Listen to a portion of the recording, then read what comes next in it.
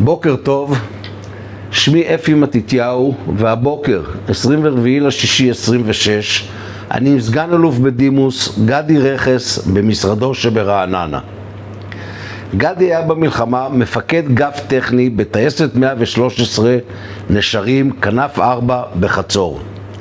בהמשך עבר לטייסת 105 סופר מיסטר והסב אותה לטייסת פנטומים מהדגם המתקדם ביותר. כיום גדי בעל חברות העוסקות בסחר בינלאומי בתעופה. גדי, ספר את הסיפור שלך ונתחיל ברקע המשפחתי. בבקשה. בוקר טוב, גדי רכס. נולדתי ב-14 לאפריל 44, פתח תקווה. הוריי עלו מווילנה במסגרת החלוץ מווילנה לישראל, והיו בין מקימי קיבוץ רמת הכובש, ובשלב יותר מאוחר עברו לפתח תקווה. אני בעצם השלישי במשפחה. יש לי אחות רות בת 94 ואח שנפטר לפני מספר שנים, דוב רכס, שהיה גם סגן אלוף בשירותו, היה מג"ד תובלת טנקים והשתתף בכל מלחמות ישראל עד שהוא נפטר לפני מספר שנים. אני רוצה להחזיר אותך רגע להורים, דילגנו קצת. איך קראו להורים? מתי הגיעו לארץ ומה הם עשו בארץ? הם הגיעו ב-1926 במסגרת החלוץ, אחרי פעילות בחול שהם למדו והתאגדו ביחד לקראת העלייה לארץ. כשהם הגיעו ארצה, הפנו אותם לקיבוץ רמת הכובש, והם עבדו שם בחקלאות ובעזרה בקיבוץ בכל מיני תפקידים כפי שנהוג בקיבוצים דאז. ובשלב מסוים הם החליטו לעבור לעיר ועברו למלבס, שמה של פתח תקווה דאז, שהייתה די קרובה לרמת הכובש מבחינת מרחק, והתבססו בפתח תקווה. אבא התמחה בנהיגה והיה בין נהגי המוניות הראשונים בפתח תקווה, והקים את תחנת המוניות המקדים, התחנה הראשונה בפתח תקווה. אמא הייתה עקרת בית, גידלה את אחותי ואת אחי, ואני בעצם השלישי. כאשר האבא בשלב מסוים נקרא להתנדב, והוא היה בפלמ"ח. אני זוכר מסיפורים, הוא היה בשלב מסוים הנהג של בני מרשק בפלמ"ח. אמא הייתה חולת אסתמה קשה, ואני חלק גדול מהילדות שלי גדלתי במונית של אבא ובנסיעות, כולל במלחמת העצמאות. אני עוד זוכר שהוא היה לוקח אותי מדי פעם, ועמדתי בתור עם החיילים עם מסטינג ביד לקבל את הקלופס שהיו מחלקים לחיילים. זיכרון נוסף, פעם נסענו לכיוון המפקדה באזור חדרה, וספיטפייר מצרי ירה עלינו בכביש, היום ידוע ככביש 4. אני צעקתי לאבא שיורד ברד, אבל הוא הבין שזה המטוס יורה עלינו, ונכנס מיד לאחד הפרדסים והתחבאנו עם האוטו שם. מפה כבר נקשרנו לחיל האוויר, וכשהוקם חיל האוויר הישראלי, אבא נכנס בתור פרמדיק בבית ספר לטיסה, בבית הספר לטיסה בסירקין בפתח תקווה, ואחותי עבדה בתור אזרחית, בתור מזכירה בכירה במפקדה של חיל האוויר גם בסירקין. לאחר מכן היא עברה למטה שהיה ברמלה. זה שנות הקמת המדינה. הרבה שבתות ביליתי עם אבא בסירקין בתורנויות שלו. ראיתי מסדרי כנפיים, ובעצם הכרתי את עולם התעופה בתור ילד וידעתי שאני הולך להיות טייס. זה בעצם היה החלום שלי. למדתי בבית ספר הש, בית ספר עממי בפתח תקווה. סיימתי אותו ועברתי לתיכון ברנר, שבשלב מסוים פוצל והגענו לאחד העם. אני כל הזמן לוקח את האופניים, נוסע ללשכת הגיוס, גם בהיותי בן 15-16, ומבקש להגיע לבית ספר טכני, ותמיד נעניתי בשלילה, כי אפשר רק מגיל 16 להתחיל את הלימודים בחיל האוויר.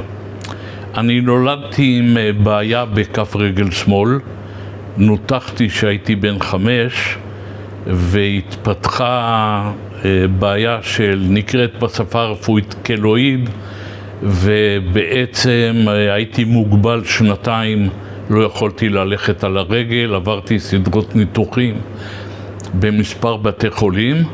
בשלב מסוים הייתה אפילו מגמה של אחד הפרופסורים לקטוע חלק מכף הרגל. אמא שלי התנגדה, ואבא שלי מצא רופאה שעלתה לאחר שירות בצבא הגרמני עם התמחות בהקרנות.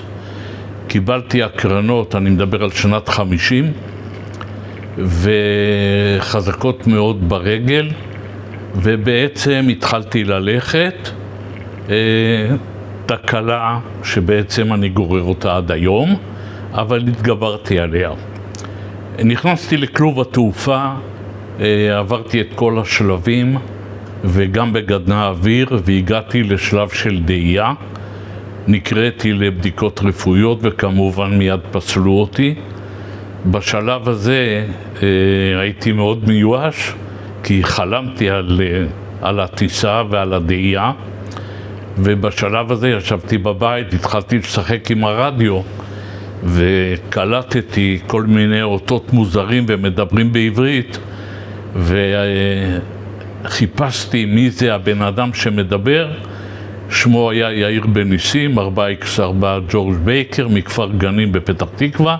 נסעתי עם האופניים אליו, והוא לימד אותי את חובבות הרדיו, שבעצם מלווה אותי עד עצם היום הזה, עם תחנות שידור שבניתי ואני מפעיל עם חברים בכל העולם, תחביב יוצא מן הכלל שפתר לי את הבעיה ועזר לי גם נפשית כתוצאה מהאכזבה שאני לא יכול להיות טייס. בגיל 16, קצת לפני, הצלחתי להיכנס לבית ספר הטכני של חיל האוויר, והתחלתי קורס של מכונאי מטוסים. סיימתי אותו בהצלחה, והתחלתי לעבוד, כי הייתי מאוד צעיר, בתעשייה אווירית, עוד לא גייסו, ועבדתי בתעשייה אווירית.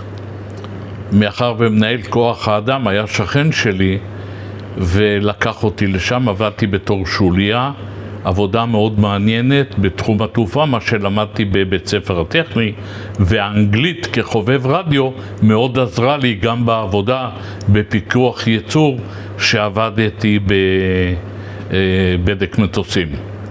בשלב מסוים קיבלתי פנייה מתעשייה אווירית שביקשו שאני אעשה את השירות הצבאי תוך כדי שירות העבודה בתעשייה אווירית. זה היה נהוג אז, היה שם גם בית ספר אור תואמל במסגרת תעשייה אווירית, אבל אני אמרתי אני רוצה לחיל האוויר, ולשמחתי איך שמלאו לי 17 אני מקבל פנייה מחיל האוויר, מחפשים באופן דחוף אנשי צוות קרקע, והאם אני מוכן להתנדב.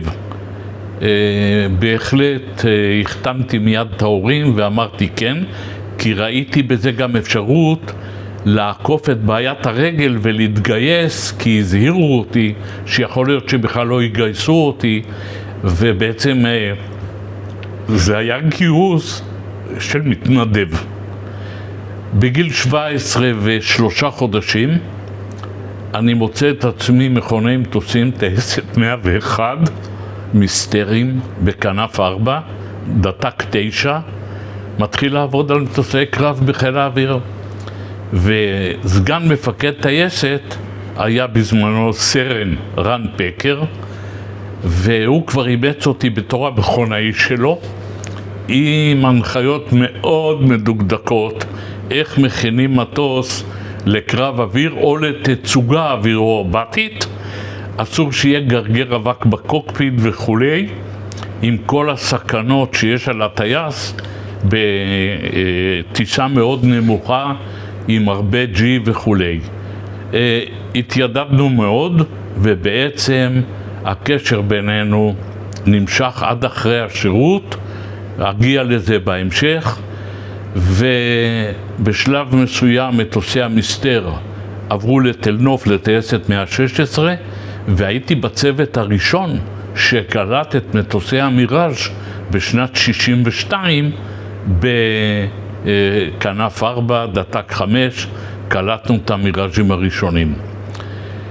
טייסת 101 הייתי בה 10 שנים, עברו אותי מפקדים מג'ו אלון, זיכרונו לברכה, זוריק, זיכרונו לברכה, לאחר מכן עמוס לפידות ועודד מרום, שיבדל לחיים ארוכים. אנחנו בקשר עד היום, קשר הדוק מאוד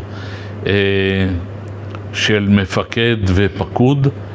בטייסת 101 מהר מאוד התחלנו לעסוק בבט"ש עם כל בעיות המים בצפון וקרבות אוויר עם הסורים, אבל מאחורי הקלעים התחלנו את ההכנות מבלי שזה הוזכר, ההכנות למלחמת ששת הימים, למבצע מוקד.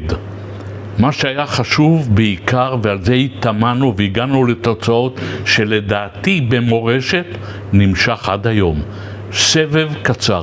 מטוס לפי היצרן שאתה מכין אותו לטיסה, ואם ניקח בחשבון גם חימוש, החלפת התחמושת בבטן המטוס, 2 תותחי 30 מילימטר ופצצות וכולי, אתה יכול למצוא את עצמך מכין את המטוס שעה וחצי, שעה, אבל כמובן אנחנו פעלנו בצורה בלתי רגילה לקצר את זמני הסבב. הגענו למצב שהיינו עושים תחרויות בתוך הטייסת בין הדתקים השונים לבין טייסות אחרות, אחיות, לראות מי מחמש יותר מהר, והגענו לתוצאות באמת שאם מתרגמים אותם נכון, הכפלנו, שילשנו ויותר את כמות המטוסים שיכולה להיות באוויר בזמן המלחמה. מאחר ולאויבינו, מצרים, סוריה, ירדן, היו כמויות גדולות של מטוסים לעומת הכמויות שלנו שהיו הרבה יותר קטנות, אבל בכך שהצלחנו להביא יותר מטוסים לאוויר יותר מהר, הצלחנו בעצם להביא את הניצחון של ששת הימים. אני בתקופה הזאת כבר הספקתי לעבור, הייתי מפקד דתק, הייתי בצוות תיקונים, גדלתי בכל מיני תפקידים, הייתי במיין הטסה, ולאחר מכן הייתי בעצם הרס"פ של הטייסת. בששת הימים הייתי רב סמל, והייתי הרס"פ של הטייסת. זה לא רק משמעת, אלא בעיקר הנושא של תפעול המטוסים, הכנת המטוסים, תיקונים וכולי, אבל זה גם משמעת ופיקוד על האגף הטכני. היינו למעלה מ100 איש בטייסת, ומהר מאוד אחרי השבוע הראשון, אחרי המטס הראשון, שהבנו שבעצם אנחנו מנצחים, קיבלתי הוראה לארגן צוות, והייתי עם הצוות הראשון שפרסנו לביר גפגפה, רפידים, והקמתי שם עמדת עירות. זה היה בשבוע השני למלחמת ששת הימים, או לקראת השבוע השלישי, אני לא זוכר. סיפורים מכאן עד הודעה חדשה, איך הפכנו... תן לי סיפור אחד ככה שחרוט בזיכרונך. נחתנו עם הנורד ברפידים, ואני יורד עם הצוות שלי, ואנחנו רואים שהמסלול מלוכלך בצורה בלתי רגילה עם שאריות של חלקי מטוסים וכולי, והגיע אז זוריק מהמטה. זוריק כבר סיים את תפקידו כמפקד טייסת ועבר למטה, אבל הוא ירד בתור מפקד מהמטה לבדוק את כל ההכנות ברפידים ולהפוך את רפידים לבסיס קדמי עם מטוסי יירוט. לפי הוראה שלו התארגנו 20 חבר'ה עם מטטים וטיטינו איזה 2.5 קילומטר וניקינו את המסלול לכל אורכו. בתקופה הזאת גם סיירנו מסביב, כי בעצם הבנו שהמלחמה נגמרה, שלום עלינו. יחד איתנו הייתה טייסת של מסוקים קלים בכוננות, והתיידדנו מאוד עם אנשי המסוקים, והכנו בעצם את כל מה שצריך לעמדת יירוט. המיראז'ים הגיעו אחרי מספר ימים, נחתו למסלול נקי, והכנו עמדת יירוט, והתחלנו להתארגן. עשינו כמה תרגילים, הטייסים גרו מתחת למגדל פיקוח, ואנחנו באוהל מולם מצד שני, סידרו איזה סירנה ידנית, ותרגלנו ריצות ליירוט. לא עברו הרבה ימים, עוד לפני זה שהבנו שהשלום הגיע בשבת הראשונה, לקחתי מסעית עם חבר'ה, השארתי כמה בצוות כוננות ונסענו לתעלה. התרחצנו בתעלה וסימנו סלם לחיילים המצריים שנפנפו לנו לשלום מהצד השני מהעמדות שלהם. לא עלה בסיפורים עם המסעית שבמכל דלק הצטבר הרבה חול ונתקענו בדרך, והיה איזה מסוק סיקורסקי שנחת לא רחוק מאיתנו. ניסיתי לעלות חלק מהאנשים עליו שיגיעו לרפידים, אבל הייתה בעיית משקל במסוק, ואנחנו חיכינו לצוות חילוץ של חיל התחזוקה דאז, ובאו וניקו את המכל דלק, והגענו באמצע הלילה חזרה, אחרי שכולם דאגו איפה אנחנו ותקועים, והטייס של המסוק שכח לדווח שהוא פגש אותנו, ואנחנו תקועים עם המסעית בדרך חזרה. חלק מהסיפורים. באחת הריצות, בתרגולים, נתפסה לי רגל שמאל, אותה רגל שהיא כבר פגועה בכף הרגל, ופגעתי בברך. היא נתפסה בין שתי חתיכות בטון שהיו שם, ומפה מתחיל סיפור ברך שמאל שנפגוש אותו בהמשך. לא עברו מספר ימים ואנחנו רואים פתאום איזה מטוס מבריק מעל הגבעות, בא מאזור בירת מדה, טס לכיוון דרום ומערב, ואנחנו מופתעים מי טס. כמיראז'ים היה אמברגו, לא היו חלקי חילוף, חסכנו על כל שעת טיסה, ורואים בשני מטוסים מבריקים בוהקים. נדמה לי שפורמן, גיורא פורמן, היה בכוננות, הוא זיהה, הוא אמר זה מיגים. פה נגמרה התהילה של מלחמת ששת הימים, והתחלנו את מלחמת ההתשה, שעבדנו קשה מאוד 3 שנים. גם איבדנו טייסים שלנו גם נפלו בשבי. הייתה מלחמה ארוכה וקשה מאוד, שמאוד העיבה על הניצחון הקל והמהיר של 6 הימים. בהמשך קיבלתי הוראה גם וירדתי עם צוות והכנתי את שארם א-שייח כבסיס פריסה, והייתי שמה בפריסה נוספת. זה היה בשנת 69 שפתחנו את שארם כבסיס נוסף. באחת הפריסות המבצעיות שאני מפקד הפריסה, היה גם מפקד הטייסת עודד מרום, וירדו לעשות הטרדות למצרים בבית ספר לטיסה שלהם בגרדקה. לא רצו שידעו שאנחנו מטיסים מיראז'ים משארם. הכוונה הייתה שיחשבו שאנחנו טסים רק מרפידים. בקיצור, המיראז'ים הגיעו ממש בדמדומים לשארם. איך שהם נחתו, הורו להם לכבות מנועים, כי כל ספינה או סירה שעוברת בים באזור שארם רואה את המסלול, הוא ממש בולט מעל פני השטח. קיבלתי הוראה מהמגדל לבוא מהר עם סדים, כי הבלמים של המטוס חמים, אי אפשר לשים פארקינג וצריך לבוא עם סדים. לקחתי, היה לי אופנוע, זה היה הכלי שלי, אופנוע דוקטי איטלקי שקיבלתי מחיל האוויר.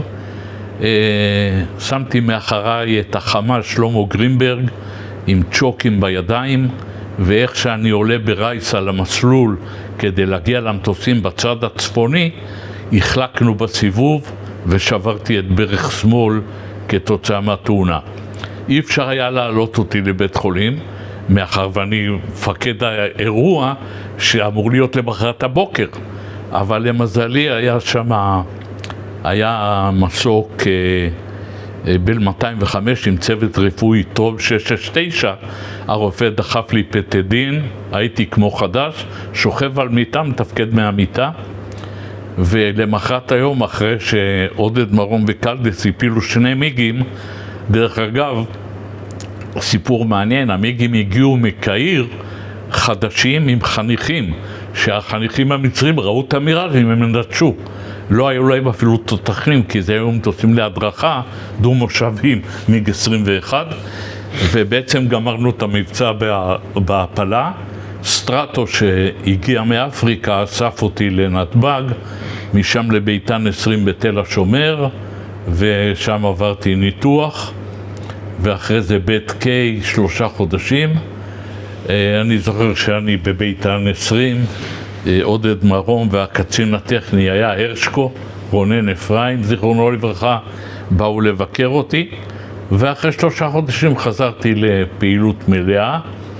כמובן סיפור הכף רגל שהגעתי לביתן 20, פגש אותי אותו פרופסור שאמר שצריך לקטוע, וחתמתי לו, ואבא שלי הגיע וחתמנו שאנחנו מרשים להם לנתח אותי על כל התוצאות, מה שלא יהיה. הברך עד היום תפוקה, אבל זה מה יש, ואנחנו על הרגליים. מפה אני מגיע לסיפור שרוצים לשלוח אותי לקורס קצינים. לפני זה אני רוצה רגע, תיכנס לי רגע להוואי בתוך הטייסת, היחסים בין הצוות הקרקע לטייסים. אגע. אבל ברשותך, אני רוצה להגיע לזה שאני אהיה קצין טכני 113. ללא ספק, הבסיס היה מ-101. כל צורת החיים המשותפים. לא היה פשוט בהתחלה, אבל הגענו ליחסים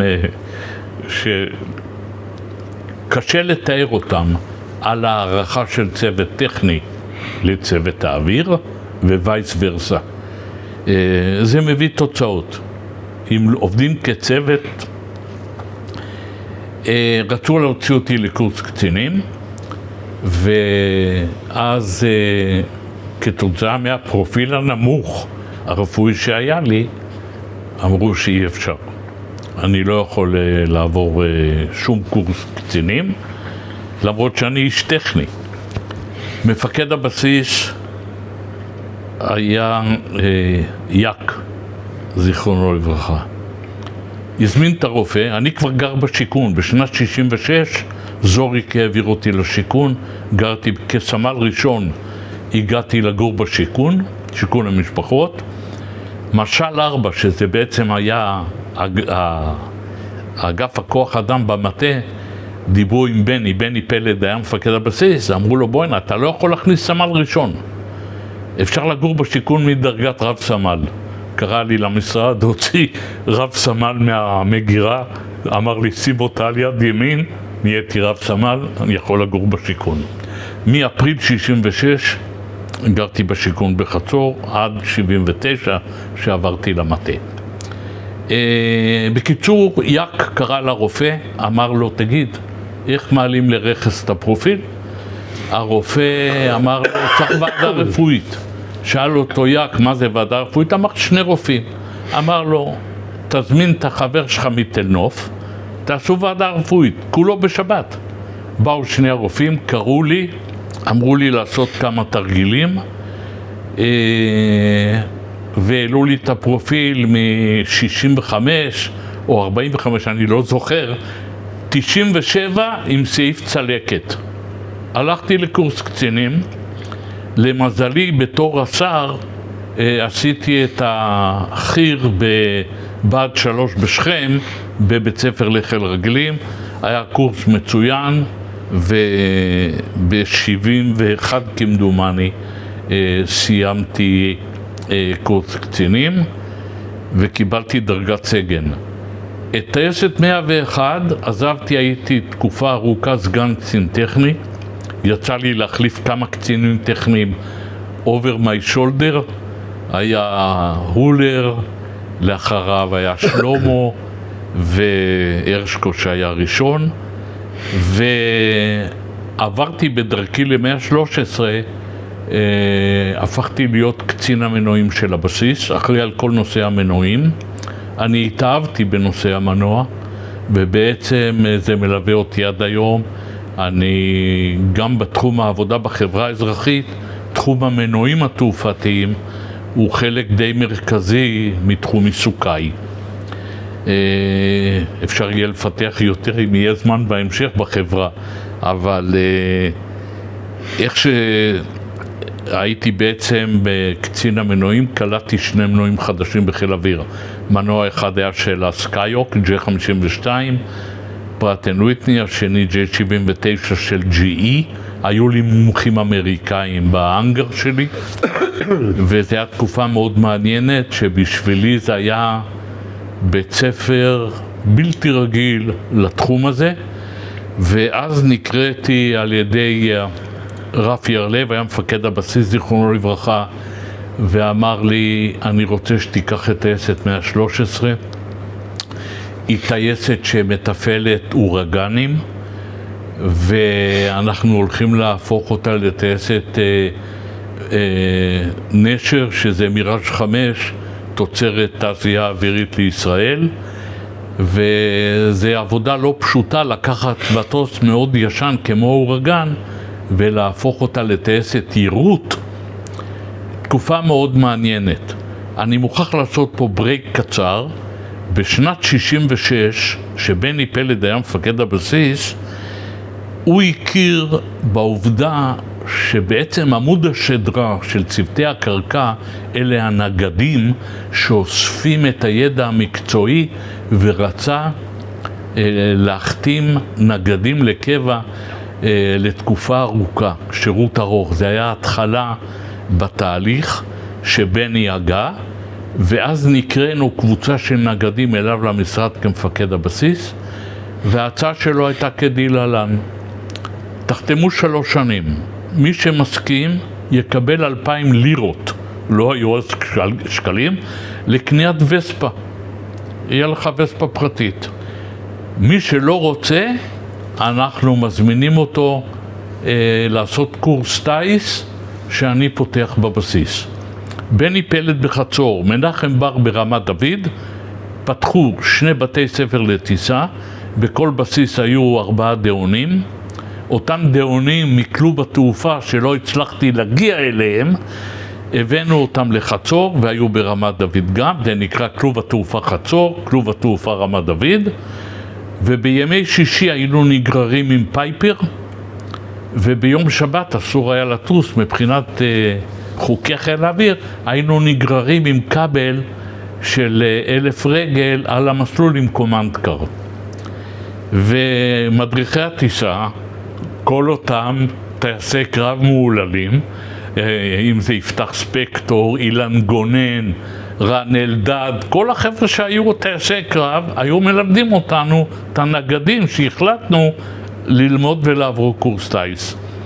ולשמחתי מהר מאוד הגעתי לסולו.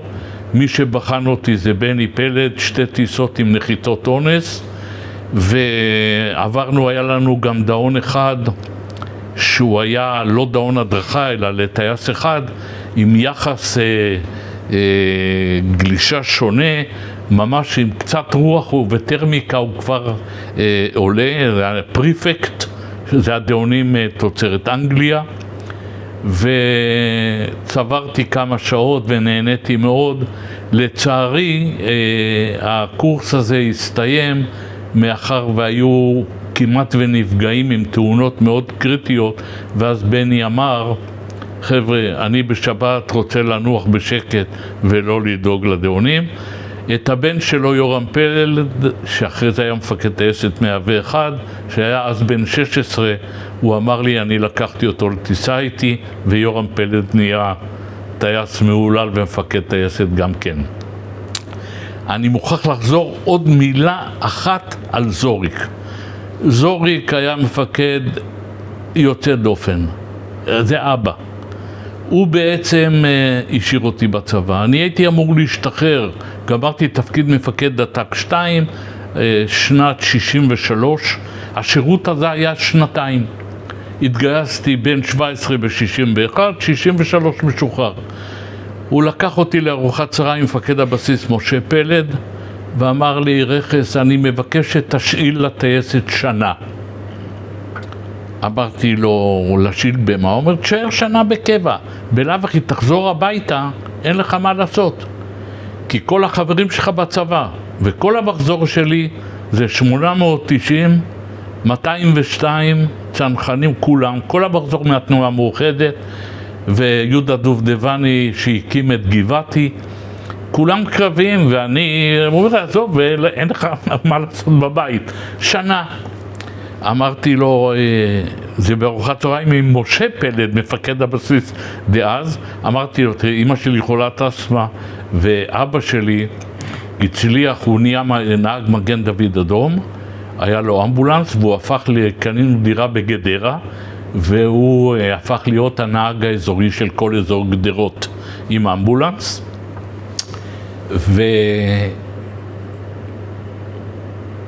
אמרתי לו, אני לקחתי התחייבות שאני מתחיל תעשייה אווירית, קיבלה אותי כי זכרו אותי, נתנו לי תפקיד אז בדרגה גבוהה A1, והתחייבתי על 7,000 לירות משכנתה שאני אעזור להורים. זוריק עוצר אותי, משה אומר, אתה צריך 7,000 לירות הלוואה? אמרתי כן, כי התחייבתי להורים. ניגש לטלפון, חדר קצינים, היה רק טלפון אחד, דיבר עם מי שהיה השלם הראשי של רמת דוד, שמשה פלד הכיר, והוא מנהל בנק אוצר החייל בחדרה. אמר לי, דיברתי איתו, סע לחדרה, קח 7,000 לירות, תחתום. קיבלתי 7,000 לירות, באתי לאבא שלי, הבאתי להם צ'ק, הם היו בשוק. אז אבא שלי, הוא היה ממזר, הוא אומר, מה זה עלה לך? כי לא סיפרתי להם שחתנתי קבע. עוד דבר, הם עברו לגדרה, עכשיו לנסוע מגדרה לפתח תקווה לתעשייה אווירית, זה חתיכת נסיעה, לא חשוב, חצור, אני כבר בינתיים נשוי עם ילדה בחצור באותה תקופה, שנולדה בינואר 66, וככה אני ממשיך להתקדם כמו שהגענו ל-113. אני מגיע ל-113, אבל אני חייב להשלים עוד בהמשך. היה עוד סיפור עם זוריק שאני מוכרח לספר אותו, הוא היה אבא שלי בחיל אוויר. כמו שאמרתי, אני ניסיתי לאניטה, שהייתה חיילת בבסיס, נולדה לנו בת, תמי, בינואר 66, וגרנו בשיכון, כפי שכבר סיפרתי, אבל אני חוזר רגע, זוריק, שמאוד רצני שאני אחתום את אותה שנת קבע ואני אתרום אותה ואני אשאר בטייסת, אני בעצם באתי לחתום קלירנס. רק החתמתי את כל, גמרתי את הכל, הייתי בגדים אזרחיים. ואז הוא אמר לי, לא, אתה בא איתי לארוחת צהריים שסיפרתי. לזוריק היה חוב אליי, קטן. אני אמרתי לו, בתור תקופה של שירות החובה שלי, אני מבקש שתכניס אותי לקורס טייס. פרוטקציה, אתה עם הקשרים שלך, עם ירפה. אמר אין בעיה, בסוף שנת הקבע אני אראה מה אני יכול לעשות. אחרי שנה הוא קרא למפקד ירפא טייסת 101. הוא הגיע וזוריק הציג אותי לפניו, שכחתי את שמו של מפקד ירפא באותו, סגן אלוף, נדמה לי ברור, אני לא זוכר ואני לא רוצה להטעות. והוא מספר לו את הסיפור, אמרתי לו, ניסיתי להתקבל לקורס טייס 3 פעמים ונדחיתי. עברתי את מרבית המבדקים בהצלחה, אבל בגלל בעיית רגל לא מקבלים אותי. אמר לי, תראה, הראתי לו, הסתכל, אמר, אוקיי, נעשה מספר בדיקות ונראה מה אפשר לעשות. זומנתי לירפא, אז הייתה עדיין בתנוף. הגעתי לשם, אמרו לי לעמוד על קצה אצבעות וללחוץ ברקסים ולקפוץ, עשיתי הכל, ואז לא אמר, תראה, עברת ניתוח קשה מאוד, יש המון סימנים, אנחנו חייבים אישור או דוח מהניתוח של הרופא שניתח אותי. אמרתי לו, הרופא שניתח אותי היה אוסטרי שהובא ארצה במיוחד לניתוח, הוא נפטר. חשבתי שאני מתפטר מהמטלה הזאת. אמר, אוקיי, מהרופאה שעשתה לך את ההקרנות, דוקטור לוי שעבדה כבר בזמנוף, עברתי אליה, סיפרתי לה את הסיפור, כתבה לי דוח, אני מחזיק אותו עד היום, בשפה שכמובן הרבה מילים אני לא מבין. בקיצור, שהוא מתרגם לי מה היא כתבה, 1, אסור לך להיפצע, אי אפשר לעשות לטה על לטה, זה כבר מתוקן, אי אפשר לגוע בזה, נשקיע בך $1,000,000, אתה תנטוש מטוס או משהו, אתה לא יכול גם לעשות קורס צניחה, אתה לא יכול לעשות שום דבר. בקיצור, סגרה לי את הגולל על העניין, אבל זוריק היה גבר. כל מילה הוא קיים. ממש אבא. היחסים בין צוות קרקע לצוות אוויר, אחד המוטיבים שהוא הוביל. דוגמה, אמרתי לו, זוריק, אתה מכניס אותי לשיכון. הייתי אז עוד סמל ראשון. ולא היה לי אוטו פרטי, לא היה לי כלום, היה לי רק את הרכב הצבאי שהייתי נוסע בתוך הבסיס, הוא לא ליציאה החוץ. אמרתי, אשתי רוצה לצאת למשהו, לקניות, או אני רוצה לצאת, איך אני אצא? אני אטלפן לגף רכב, הסתכלו עליי, כי כל השיכון מלא קצינים, טייסים, מפקדי טייסות. אמרתי, שמע, אתה מכיר את דשבו 25? אמרתי לו, כן, זה הדשבו שלך. הוא אומר, הוא עומד פה מאחורה. כל עוד הוא פה, ואתה רוצה, תגיד לי, קח אותו בססט שלך. מפקד טייסת, ואני סמל ראשון. זאת אומרת, אם רציתי לשאול אותך על היחסים בין הטייסים והצוות קרקע... אני אגיע. לא, נתת לי כבר את התשובה. והנה, אתה תגיע, אבל זו תשובה הנה תשובה של מפקד טייסת.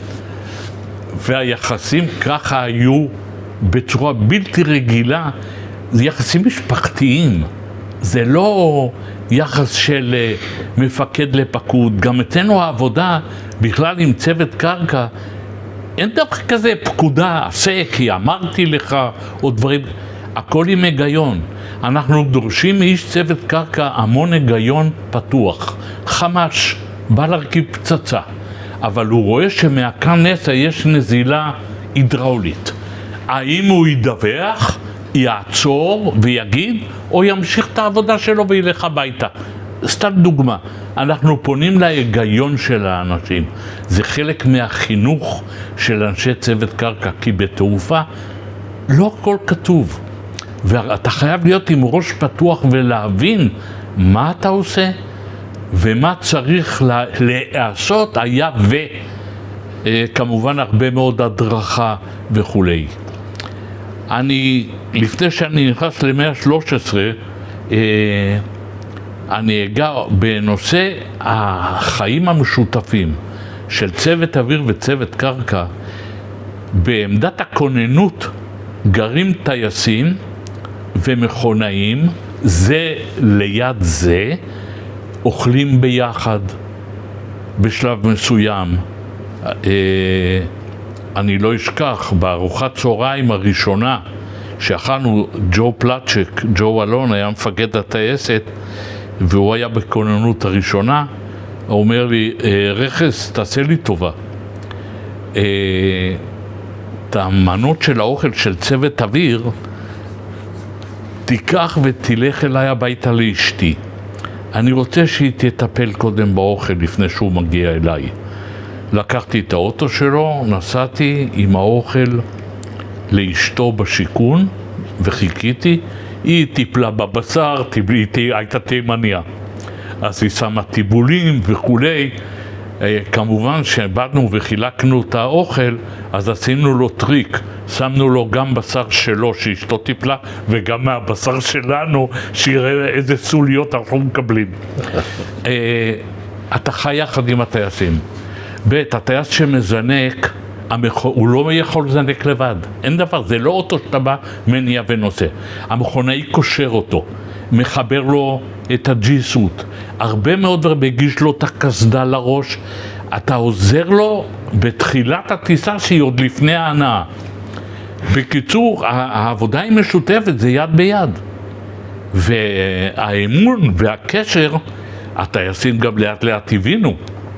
נכון שהם באים צעירים, אז יש להם יהירות ושוויץ וכולי, אבל מהר מאוד הם מבינים שהעבודה המשותפת, הדדית, חייבת להימשך, אחרת זה לא יעבוד. זה כמו צוות בטנק או בכל דבר אחר שזה צוות. אני לא אגע בנושא של CRM, של עבודת צוות אוויר בתוך קוקפיט במטוס, אבל זה מוכרח להיות ממש ככה. 113. אני מגיע לטייסת, יושב על המדרגות, טייס צעיר. הטייסת אז עשתה מה שנקרא OTU.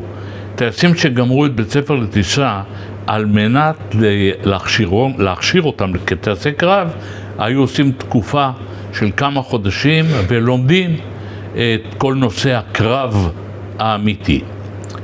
יושב על המדרגות יואב פלד, שלקחתי אותו אז והיינו חברים טובים ועד היום, והוא אומר, מה?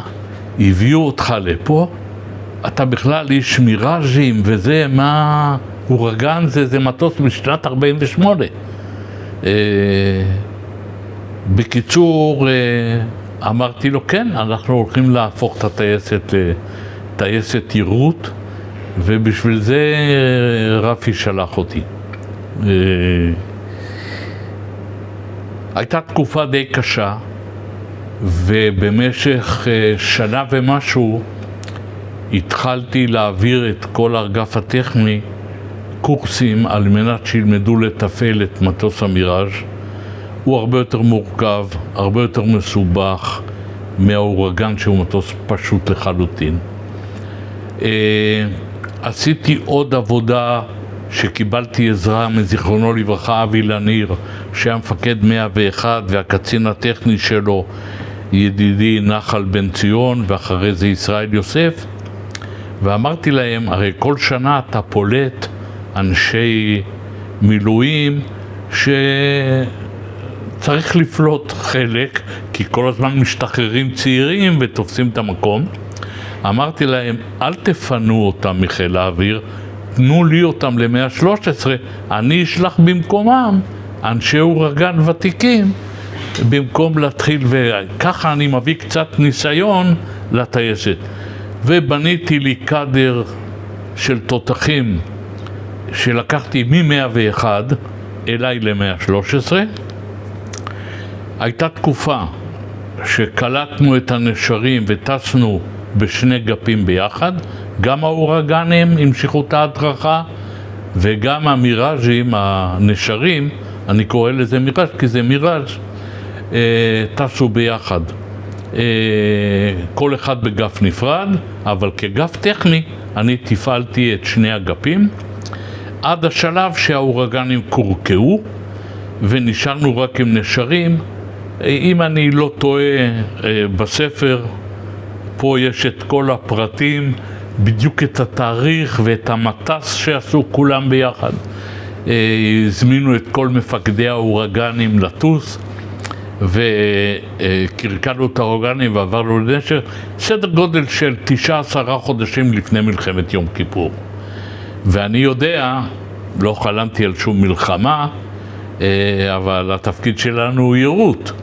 והתחלנו להתאמן, פתחנו עמדת יירוט חדשה ב-113, והתחלתי לאמן אותם מתוך הידע שלי, כל מה שעשינו ב-101 לפני 6 הימים, סבב מהיר וכולי. ובעצם התחלנו, היינו טייסת קטנה מאוד, היו לי משהו בסביבות 12-14 מטוסים, בסך הכל היו לי 3 נקודות, דתק 2, דתק 1 ועמדת יירוט, כאשר דתק 1 הפכנו כרזרבה לעמדת יירוט מבחינת הקרבה שלו לקצה מסלול 2-9. זאת אומרת, אפשר לזנק משם ליירוט. וכמובן אחרי שהחבר'ה קלטו את העניין, כולל הצוות שהבאתי מ-101, משהו בסביבות 8 איש, 9 איש, התחלנו כבר טיסות אימונים של טייסת קרב, טייסת יירוט, כולל קצת אוויר קרקע גם כן, אבל הרבה מאוד אוויר. ומפקד טייסת יעקב גל, זיכרונו לברכה, סמ"ט א' הסגן שלו משה הרץ, זיכרונו לברכה, ייבדל לחיים ארוכים מאוד שלמה לוי, סמ"ט ב', שנהיה אייס, אבל זה הכל קטעים כבר שנגיע למלחמה. גילוי נאות, את שלמה לוי ראיינתי. בחייך, איזה יופי, חבר, הנה אתה מדבר צוות אוויר, צוות קרקע, אני לא יודע, אבל אנחנו כמו אחים. אין, הוא פה כל הזמן, ואנחנו בקשר יומיומי וכמה פעמים ביום, עד היום. אבל אני חושב שבמלחמה הרבה דברים באו לידי ביטוי. אצלי לפחות ב-113. היה מפקד טייסת של טייסת 201,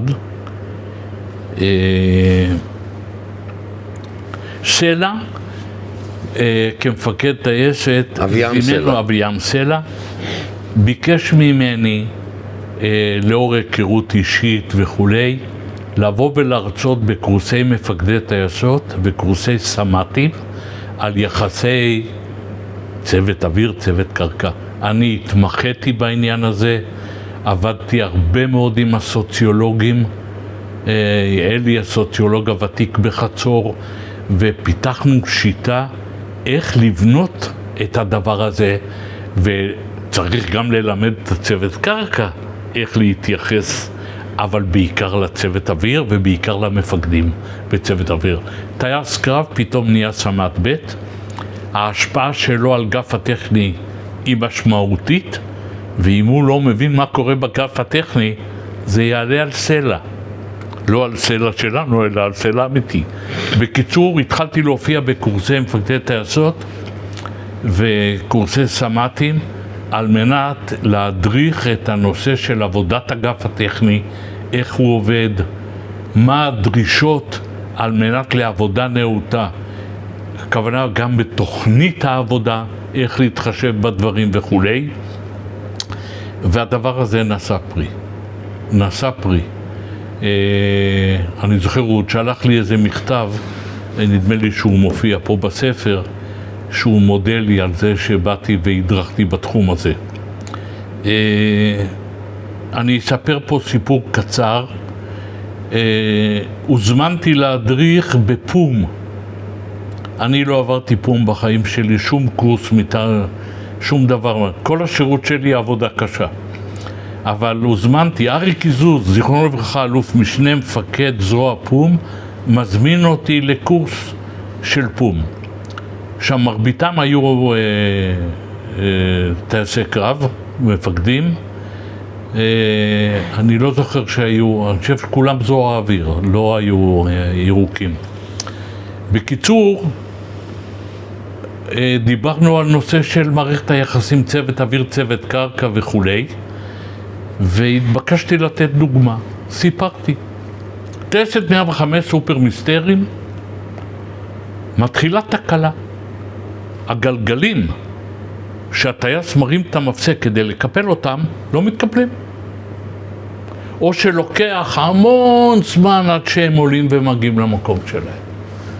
והתקלה חוזרת פעם, פעמיים, 3, לפי החוקים פעם שלישית כבר המטוס מקורקע, כל הטייסת מקורקעת. הקנה נסע, לא עולים.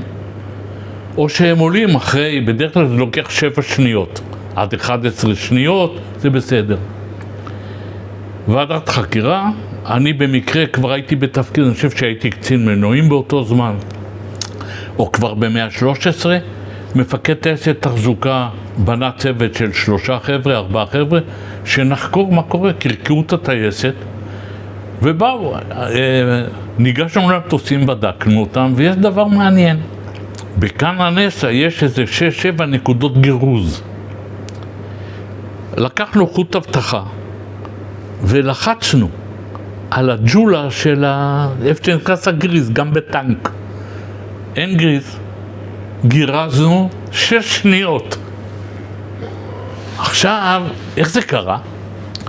הגיע מפקד טייסת חדש. צנחן. ארי קיזוז. בצנחנים, הכל עובד לפי המפקד. במקום לטוס 200 שעות, הוא רצה לטוס 400 שעות בתקופה. במקום לעשות ימי הדרכה, לעשות ימים שמטפלים במטוס, המטוס אוהב שמטפלים בו, צריך תחזוקה. לא גירזו, לא עשו כלום.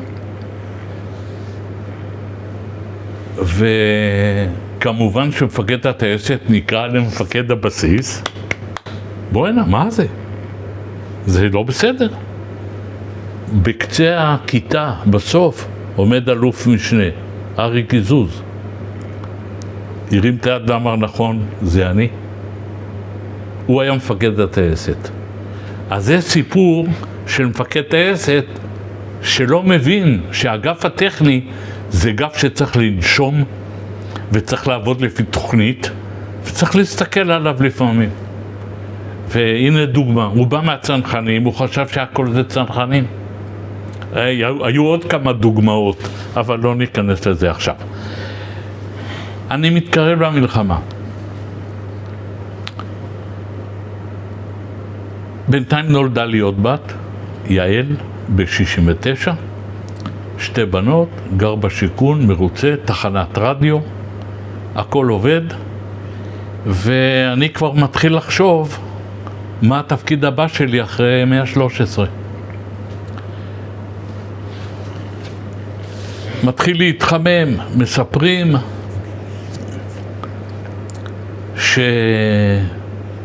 שיכול להיות שיתקפו משהו. התקרבנו ליום כיפור וקיבלנו הוראה לחמשת הטייסת לתקיפת אוויר קרקע, פצצות כבדות, ולקראת יום שישי כל החיילים כולם נשארו בבסיס, אף אחד לא יצא, ואנחנו בעצם מחכים, לא יודעים שום דבר. אנחנו מבינים שיש כל מיני דיבורים, שרן פקר רץ לגולדה וכולי, שיתנו לנו אישור למכה מקדימה וכולי, אבל חלק מהדברים אני יודע אחרי המלחמה, לא בשלב הזה, לא יודע שום. אני יודע שיש כוננות, פעם ראשונה עברנו כוננות כל יום שני ושלישי, אבל מטוסים לתקיפה, אם אני זוכר נכון, הכוונה בכלל, הם היו צריכים ללכת לסוריה באיזה מקום. לא הייתי בקיא, אבל דאגתי שהמטוסים יהיו מוכנים שהכל יהיה בסדר. שבת בבוקר, יום כיפור, העסק מתחיל להתחמם יותר ויותר, עד שבשלב מסוים סירנה לתקיפת הבסיס. פה התחילה החגיגה הרצינית ביותר, כאשר אני מקבל הוראה להפוך את המטוסים לתצורה, מה שנקרא קונפיגורציה של עירות. כל הפצצות זה לא, גם לא תמיד הנתיקים, המכלים הנתיקים הדלק, אם אתה שם מיכל גדול לטווח ארוך, זה לא מתאים לאותם מיכלים יותר קטנים שאתה יכול להאיץ. נכון שבסוף אתה תזרוק אותם לפני הקרב כדי להתפטר מהגרר, אבל בוא נאמר, התצורה שונה. ולשאוב את הדלק, סיפור שלוקח המון זמן, אין מספיק מיכליות באוזרים לבצע את השאיבה. את הפצצות להוריד הלך לנו די מהר. היינו חייבים לנטרל את המרומים, כי כל הפצצות כבר מחומשות עם מרומים הכל. עבודה מאוד עדינה של החמשים, וכל מיני שיטות, לא מהעולם הזה, על מנת להכין מצויים, והצלחתי להכין, נדמה לי, איזה שמינייה, שהזניקו אותם בשלב מסוים. מפקד הבסיס עמוס לפידות ישב במטוס יירוט רזרבי אצלי בעמדת יירוט, ואני איתו בקשר. הוא כל הזמן מבקש ממני שאני אקפוץ למפיק למטה לבדוק עם ניסים אשכנזי, סגן אלוף מפקד טייסת תעופה, כל מיני הוראות שלא ניכנס לזה פה. ואני נוסע בין המפיק אליו ואומר לו מה אמר ניסים, והוא אומר לי מה להגיד לניסים. בקיצור, כולם זינקו, אף אחד לא הגיע לתקוף את חצור, אבל כבר תפסו מטוסים שהגיעו לאזור אל-עריש וכולי. ומפה נכנסנו למלחמה שאני חושב שמה שהיה לי כידע מטייסת 101, עם הצוות שהבאתי הראשון מ-101 אליי מהמילואימניקים, חלק הזעקתי אותם שיבואו מיד. היו כבר מספר, יערי זיכרונו לברכה ושטיין, שהם אפילו היו בשירות קבע, החזרתי אותם לטייסת, כי אתה חייב אנשים מקצועיים, זה לא עובד. וקורס בבית ספר טכני זה דבר מצוין, אבל עד שאתה לא צובר את הניסיון, בית זה מלחמה, אין זמן. בקיצור, גם הגיעו המון אנשי מילואים. אני חושב שמטייסת, אם היו לי בסביבות 100-120 איש, פתאום אני מוצא את עצמי עם איזה 300. וחלק טלפונים מהשאר לא נותנים להם להיכנס. ובקיצור, התחלנו בסבב של טיסות מטורף. עשיתי מיד איוש למלחמה, שאני נותן הוראות שבכל דתק הם ידעו לעבוד ב3 משמרות. כי זה לא 6 ימים שהמלחמה תיגמר בכמה שעות. אתה תצטרך לעבוד ימים ולילות. ובלילות עושים הרבה החזקה. מנצלים את הזמן שהמטוס על הקרקע.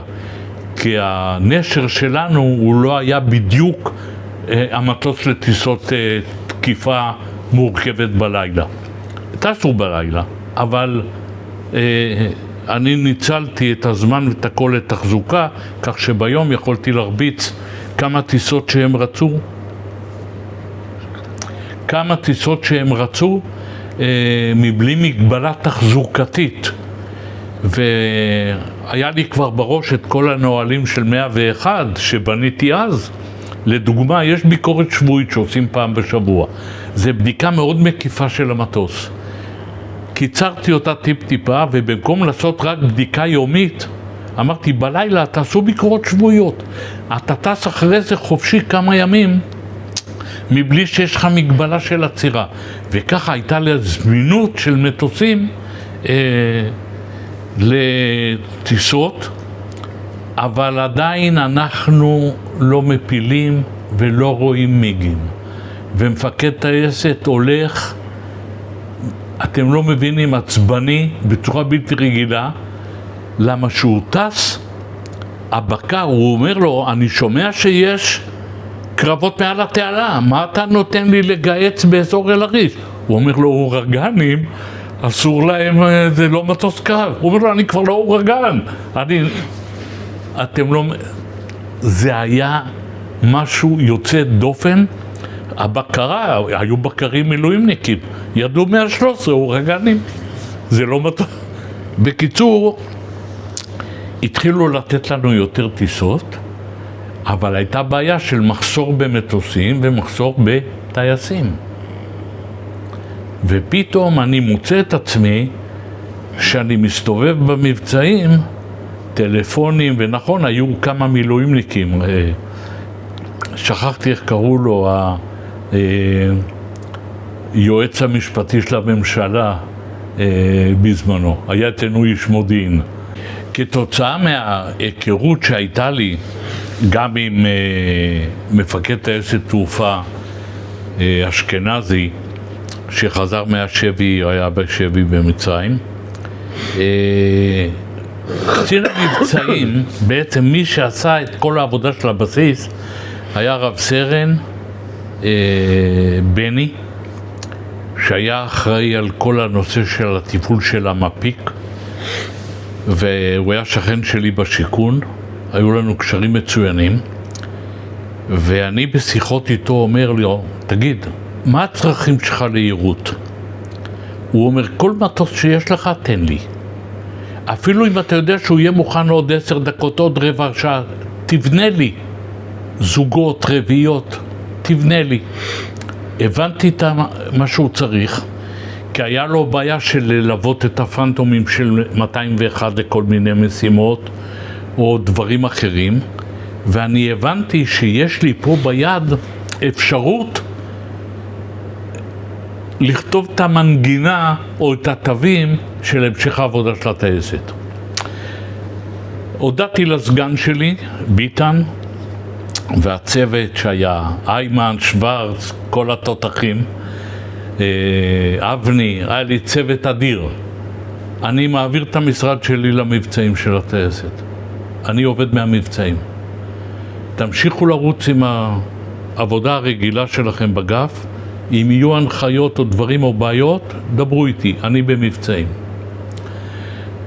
התיישבתי על הרדיו ב-00 של המבצעים של הטייסת, והייתי מאומן, כי הייתי רושם טיסות מבחן, שהיינו עושים טיסות מבחן למטוסים, למנועים, אתה מטפס ל-40,000 רגל ומדווח כל כמה אלפי רגל, לפי המהירות אתה יודע אם המנוע מבוסת כמו שצריך או לא, ואחרי זה הייתי גם מבסט את המנועים.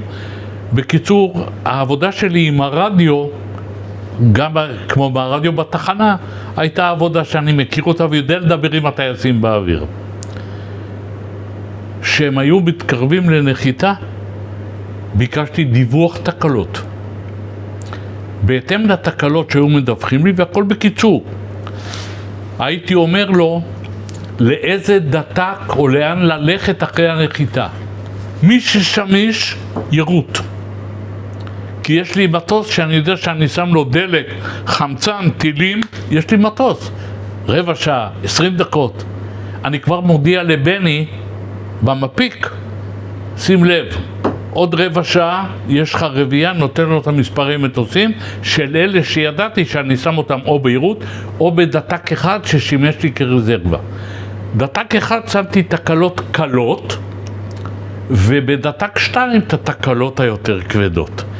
ככה ויסתתי את העבודה בטייסת וגם יכולתי לספק מטוסים כמו להכניס כדורים למקלע או אצלכם בטנק וכו'. בשלב מסוים, לא יודע מי שאל, הגיעה דרישה להסמיך אותי כמפקד לחימה.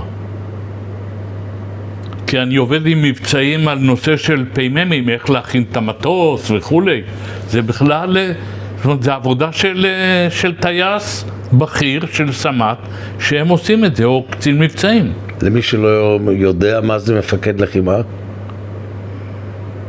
אתה יושב אל מול המבצעים הבסיסי, ובעצם אתה נותן את ההוראות בטייסת, איך להכין את המטוסים וכו', וגם מכין את הטייסים.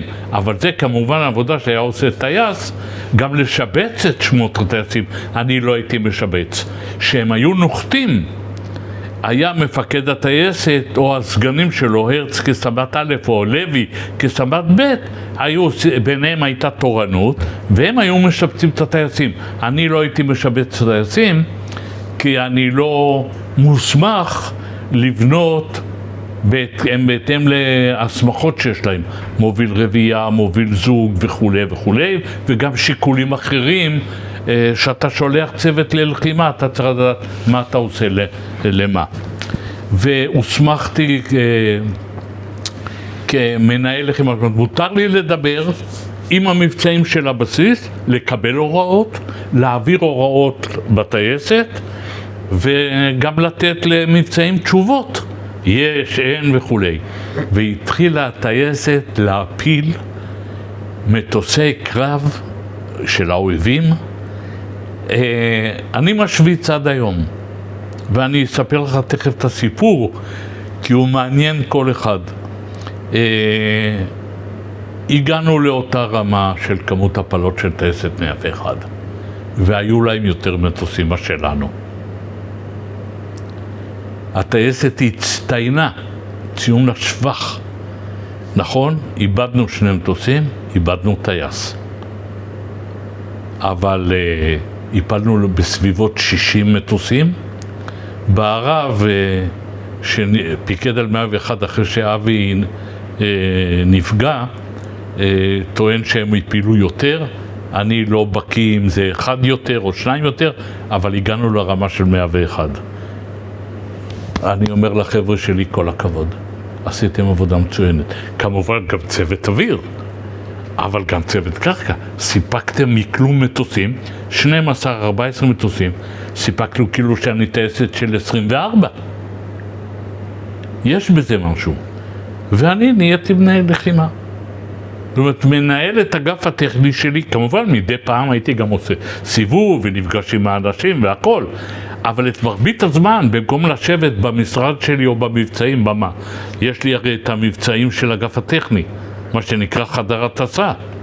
אני הייתי במבצעים, יש לי תמונה מלאה של מה שקורה, אז משם ניהלתי. ועל זה גל, מפקד הטייסת, כתב למפקד הבסיס שהוא רוצה מיד לתת לי את הדרגה. הייתי סגן, והייתי צריך לעלות לסרן עוד 3 חודשים, לא יודע. כתב לו במלחמה, אני רוצה לתת לרכס סרן. עמוס לפידות, מפקד הבסיס, שלח מברק למטה, הכל מופיע בספר. והעניקו לי דרגה. אז זה הסיפור שלי כמנהל לחימה במלחמה. רציתי להחזיר אותך, ברשותך, ל-6 לאוקטובר 2 בצהריים. פורצת המלחמה. התוכניות של חיל האוויר היו למכת מנע. אבל הדרג המדיני, כל מה שקשור לזה, לא אושר. ואם אני זוכר נכון, הייתה פקודה של בני פלד שכל המטוסים לאוויר, אבל התחמושת או החימוש היה של הפצצה, ופה צריך חימוש אחר, וזו המשימה שלכם. איך זה עבד? המשימה הייתה משולבת. בוא נגיד שהיו, אני לא זוכר כמה ושל מי, שהמריאו עם הכל והשליחו את זה בים. על מנת להישאר חלקים ולהיכנס לקרבות אוויר כדי להגן על הבסיסים שלנו. מה שאנחנו עשינו על הקרקע, נתתי הוראה לאותם מטוסים שעמדו בעמדות הקדמיות, כי גם להזיז אותו זה קטסטרופה, הוא שוקל המון. ברגע שהוא מלא עם הפצצות ועם הדלק, גם להזיז, נניח יש לי מטוס בפרוזדור של הדתק ואחד בתוך כיפה, רק להזיז אותם זה.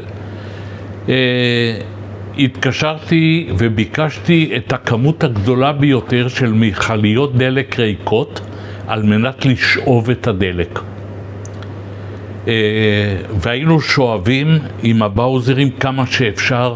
זה עבודה מטורפת וזה הולך לאט, וחלק מהם אפילו שכבר המכל היה מרוקן, בוא נגיד נשאר בו כמעט שליש או לכיוון רבע, וחבר'ה בידיים הורדנו. לפעמים שואלים אותי מאיפה יש לי ידיים כאלה, אחרי שתרים כל השירות שלך בידונים ודברים, אז לא היה לנו אמצעים הידראוליים, הכל בידיים.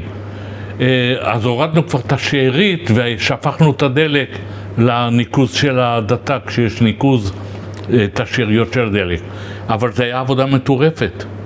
והחבר'ה רצו כמו מטורפים, אבל אתה לא יכול לעשות שום דבר כדי לשאוב יותר מהר דלק, וגם אין מספיק מכליות. ההרגשה של כולנו הייתה, בוא נגיד, התהפכה לנו הבטן. אנחנו לא רגילים לדבר כזה. ויש לך סירנות של תקיפה אווירית. בדרך כלל שיש תקיפה אווירית, יש מחסות, תפוס מחסה, בששת הימים עוד הכנו מחסות גם נגד הבח.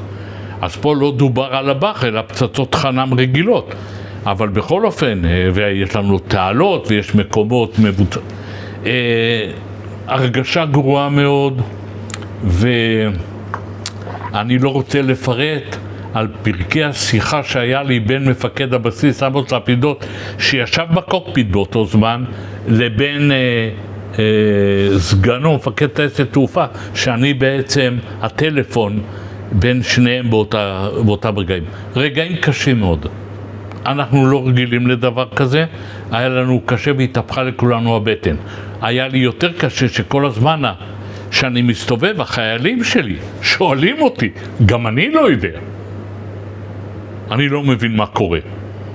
אז לא היה עם מי לדבר. אבל יצאנו מזה, עשינו כמיטב יכולתנו, עלו מספיק מטוסים לאוויר, ומהר מאוד עברנו לתקיפות. אבל מלחמה קשה מאוד. אנחנו שכנים של טייסת האחת, 201, ראינו את המטוסים יוצאים וראינו גם שלא חוזרים. איבדנו חברים.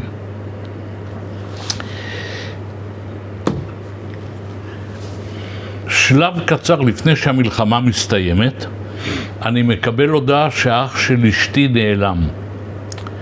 סמל ראשון אלי לופו, מדריך קרב מגע של הצנחנים, מג'בל עתקה, מהג'ניפה, נעלם ולא הגיע הביתה ולא הגיע ליחידה. חברה שלו, או האבא שלה, הוא קצין העיר של נתניה, מדברים איתי, אומרים מה אפשר לעשות כדי לחפש אותו. הבנתי שאני צריך לעשות מעשה, וידעתי שאני הולך לרדת לסיני, להגיע לעמדה שלו ולהתחיל לעקוב משם, לראות איפה הוא. הוא כבר נעלם כמה ימים. מאחר ואני לא חירניק, לקחתי את רס"ר צבי ניר, שהיה סמל מחלקה בגולני והגיע אחרי זה לחיל אוויר. אותו לקחתי מ-101 ל-113, מכונה הוא היה המפקד שלי, נהייתי המפקד שלו, אבל הוא יודע להילחם. קיבלנו כרטיסי טיסה, טסנו לפאיד, מפאיד קיבלתי שם מצ'יטה ומסגן אלוף דני ברוס, זיכרונו לברכה, מסעי טטרה. עברנו את העיר סואץ וטיפסנו לג'ניפה. הגענו עד העמדה שלו, וזיהינו שהבן אדם פשוט סגר את הדברים האישיים, כלי רחצה וכו', כבן אדם שיוצא לחופש. והתחלנו לעקוב כל הדרך חזרה, דרך פאיד, רפידים וכו', על העקבות שלו. בשלב הזה מודיעים לי שאני מצטרף לצוות של מצח, של חקירה, והסגן שלי, ביטן ב-113, המשיך את העבודה עם הטייסת, ואני הייתי כמה ימים בסיני מחפש את גיסי. הגענו בעצם עד נתב"ג, כולל איתרנו את הטיסה מרפידים לנתב"ג, ומשם מישהו ראה אותו שעולה על אוטובוס לכיוון נתניה. ההורים גרו במושב חניאל על יד בית ליד. בעצם הגענו עד בית ליד. פה הוא נעלם לנו. העבודה של הצוות נפסקה, כולל המצח, ואני חזרתי לטייסת, ואחרי מספר שבועות קיבלתי זימון ממצ"ח, נסענו לשכם, זיהינו את הגופה שלו וכולי.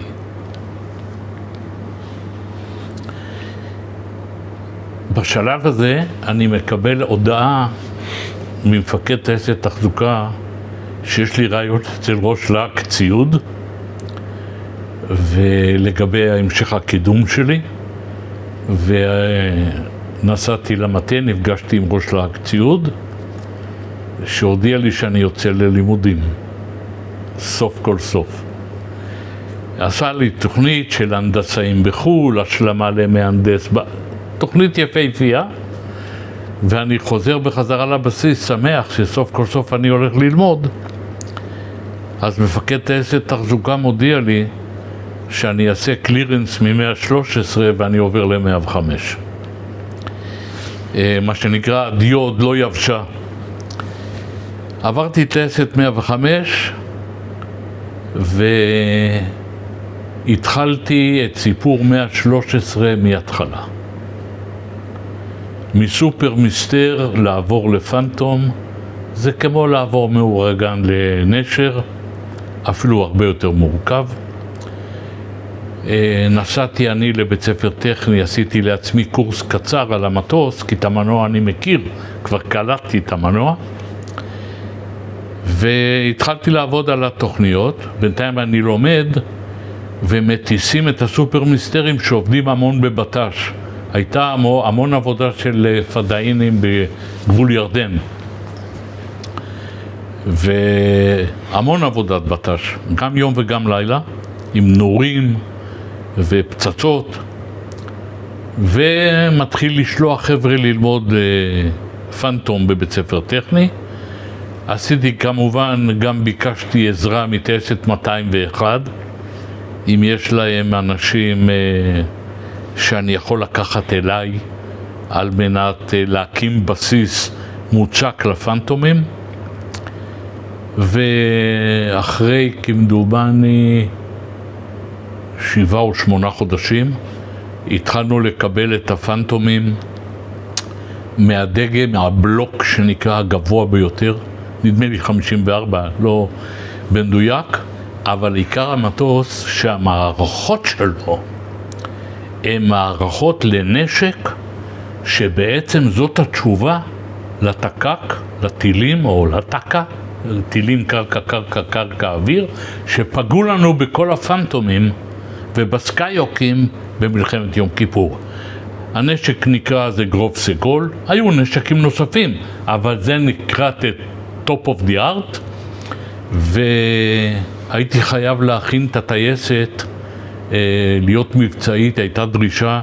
מפקד הבסיס הראשון היה עמוס אמיר, זיכרונו לברכה, לא היה מהטובים ביותר, אבל אחריו הגיע אביהו שהיה מצוין,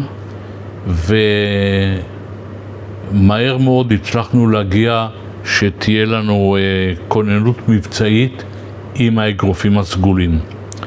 זה כבר נשק שהוא לא אצלי בידיים, הוא בגב טילים, וזאת אומרת להכין מטוס פה זה סיפור מהסיפורים. בהתחלה לקח לנו 4.5 שעות להכין רביעייה, אבל לאט לאט עשינו כל מיני שיפורים, ודובה לאבני שהיה קצין החימוש שלי, תותח על, הגענו למצב שאחרי שעה, סביבות שעה, היה לנו רביעייה מסודרת. גם מפקד גב טילים שנפטר, שחר זיכרונו לברכה, כולם עשו עבודה בלתי רגילה על מנת להגיע למבצעיות מוחלטת עם הנשק החדש, כי זאת התשובה.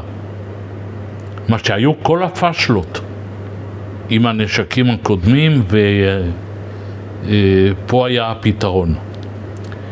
הייתי בסביבות, לקחתי חבר גם מ-113, שמשון רם היה סגן שלי, שהטסנו פנטומים וסופר מיסטרים, הוא היה מפקד הסופרים.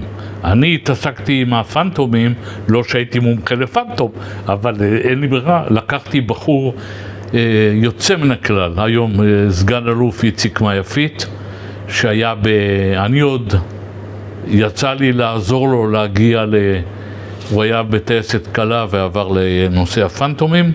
לקחתי אותו מהמוסך מדרג ב' אליי להיות סגן שלי בנושא הפנטומים. צוות באמת איכותי, אנשים, והתחלנו להטיס את הפנטומים בהצלחה מרובה. בשלב מסוים קרקנו את הסופרים, נמכרו להונדורס או לאיזה מדינה, אני לא זוכר, בדרום אמריקה או לכמה מדינות. סיימתי את התפקיד ב-105, הייתי מלא סיפוק, 2 טייסות, בעצם סגן קצין טכני ב-101, שזה כמעין קצין טכני, 113, 105, רקורד מסודר, קצין מנועים כבר הייתי, עכשיו נהייתי סגן מפקד הבסיס לתחזוקה. מה שנקרא מטאטה, זה המפקד טייסת, אני הסגן שלו מפקד גף מטוסים, שזה שליטה בעצם עם כנפיים מאוד רחבות, מקצועית ותכנונית, עבודה מאוד, זה משולב, אתה גם עושה עבודת מטה וגם עבודת שדה, זה בניית פוטנציאל השעות, קידום של האנשים, תפקיד מרכזי. ובאמת ביקשתי לפני זה שיתנו לי כמה חודשים חופש להשלים תעודת בגרות, לא היה לי בגרות. אז נתנו לי 3 או 4 חודשים חופש שאני אשלים את הבגרות. תוך כדי זה שאני לומד, עשו לי פרוטקציה, מצאתי את המנהלת של בית ספר תיכון של צה"ל, בבית החייל. אז היא אמרה, אם אתה בא, אתה צריך לבוא להיות מוצב פה. אני לא יכול להיות מוצב אצלך, הייתי בצוות צוותים מסוימים שלא מדברים עליהם, מסווגים. לא יכול להיות מוצב אצלך, אבל אני בא ללמוד ואני אעבור את המבחנים. בשלב מסוים הודיע לי אביהו, שהיה מפקד הבסיס, אני גר בשיכון ואני אמור לחזור. קיבלת מתנה, חודש בארצות הברית. טיסה לשם עם הרקולס של חיל אוויר, שנוסע להביא ציוד. אז באמצע הלימודים האלה, טיילתי בארצות הברית, חודש ימים, כל הטיול. בין חובבי הרדיו, שהייתי איתם בקשר, מהתחנת שידור שלי, כולל כאלה שב-CIA וכולי, סתם שיחה, רן פקר מפקד תל נוף, איתן בן אליהו אמור להיות מפקד 133 לקלוט F-15. הוא גר בחצור עדיין, אבל הוא עכשיו בקורס F-15 בארצות הברית. רן מטלפן אליי, מפקד תל נוף, תשיג לי את איתן, הוא בארצות הברית בקורס F-15. אני צריך לדבר איתו על הקליטה של הבזים, של ה-F-15. אני מהתחנה, דרך החברים שלי ב-CIA, מגיע אליו לחדר הלבשה בטייסת, בנליס, איירפורס בייס, על יד בנבדה, שם, לא, על יד, לס וגאס.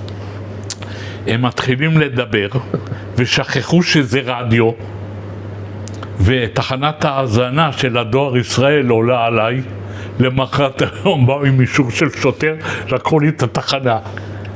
התחנה היה ציוד צבאי שסידר לי יק בזמנו, מקצין קשר ראשי, קיבלתי קולינס, S-Line יפה. לקחו לי את הכל, לקחו לי את הראשון, אתה לא יכול לשדר יותר. הם התחילו לדבר, מי מקבל, איזה סמל טייסת תהיה, התחילו ואני מנסה כל הזמן להגיד להם, רן, איתן, חבר'ה. בקיצור, בני פלד היה סגן מפקד חיל האוויר אז, שזה היה 77. לא, רגע,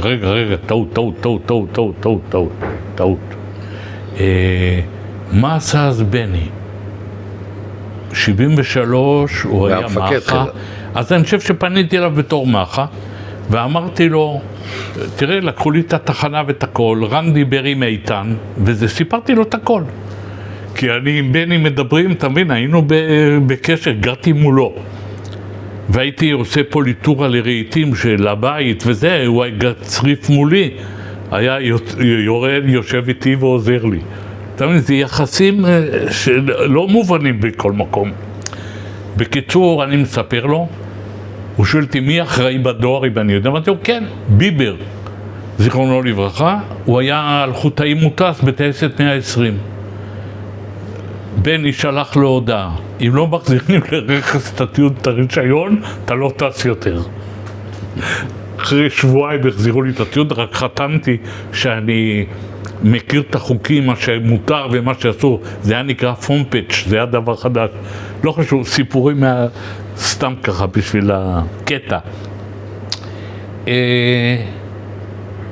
ואני ממלא את התפקיד כמפקד גף מטוסים. קלטנו כפירים, זה היה ממש כהתחלה של הכפירים, ותפקיד מצוין, הרגשה מצוינת.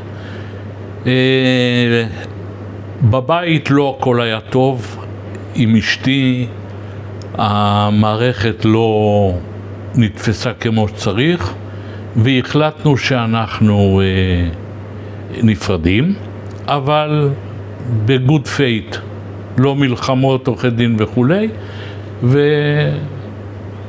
ואני כבר בשלב מסוים התחלתי להכין את אשתי הבאה, גם כן מחצור, ואנחנו נשואים היום, עליזה, יש לנו בן טייס בחיפה ארי, ובת שעכשיו מגדלת תאומות נכדות, עדידוש, ומשפחה מפוארת לכל דבר. מהבנות, תמי ויעל מהנישואים הראשונים, 6 נכדים ונינה, הכל בסדר. ואני בשלב הזה אמור להיות מפקד טייסת תחזוקה בכנף אחד, רמת דוד. נסעתי לשם כדי להתחיל את הקלירנס. דיברתי עם אורי סער, שהיה מפקד גף מטוסים, היה אמור להיות הסגן שלי. מקבל הודעה לבוא לרלצד, ראש להק ציוד, בדחיפות, מיכה כהן, איציק גבע, רמ"ח מטוסים. עצור את הקלירנס, אתה יוצא לארצות הברית לכנס שנקרא TCG, Technical Coordination Group, של כל מתפעלי הפנטומים בעולם. תהיה אתה הנציג שלנו. נתנו לי גם את מייק לוט, ידידי, שיבוא לעזור לי, כי הוא כבר היה בכנס הזה פעם. בקיצור, אני מהר מאוד מתאקלם בכנס, מתיידד עם גנרל, שאז היה סגן אלוף מסרשמיט, נהיה אחרי זה מפקד חיל האוויר הגרמני, עם האיטלקים, יוונים, טרום קוריאנים. הייתי שבועיים בהיל איירפורס בייס באוגדן, יוטה, ועושה את תפקידי כמו שצריך. כמובן שאני מבחינת טיפול הפנטומים והזה, הם לא רגילים לטיפולים שאנחנו עושים וכולי. אז יצרתי לי מקום. היחידי שלא דיבר איתי בידידות זה היה המצרי. אבל היה נהדר. חוזר בחזרה, הולך לרמת דוד לעשות קלירנס. עצור, תבוא למטה. באתי למטה, הוא אומר לי, מיכה, היית מספיק שנים בשדה. מ-61 עד 79. עזוב תפקיד מטאטה, אני צריך אותך עכשיו במטה. אנחנו הופכים את כל הציוד באותו תהליך כפי שהנחה בני פלד למבנה ארגוני מחודש. ואני צריך אחד כמוך שמכיר את השדה על בוריו ויוכל במטה, כי אמרו במטה פעם שאתה מתחיל משהו 5 שנים עד שזה יוצא. אנחנו לא יכולים לחכות 5 שנים. בקיצור, שמו אותי באיזה תפקיד של ראש מדור מטוסי קרב,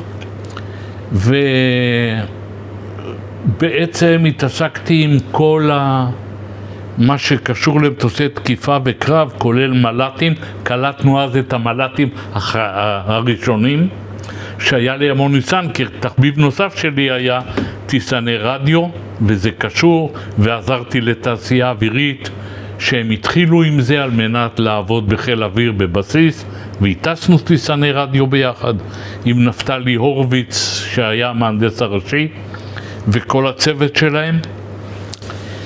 במקביל אני מקבל הודעה מאמן. אמן, רמ"ח כוח אדם אמן.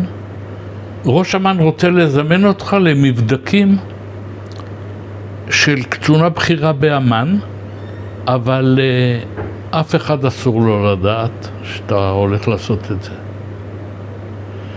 נסעתי לבית עולה בסרביה, ישבתי יומיים, מבחנים סוציולוגיים, פסיכיים, שאלונים, אתה לא מבין מה זה, ורוצים שאני אהיה מפקד יחידה באמן. אני לא יכול לפרט על מה מדובר, אבל הכל כתוצאה מאותם קצינים שהתיידדנו כתוצאה מהעבודה ברדיו בתחנה. בקיצור, הייתה להם איזה משימה בשבילי, והחליטו לקחת אותי לתפקיד סגן אלוף לאמן.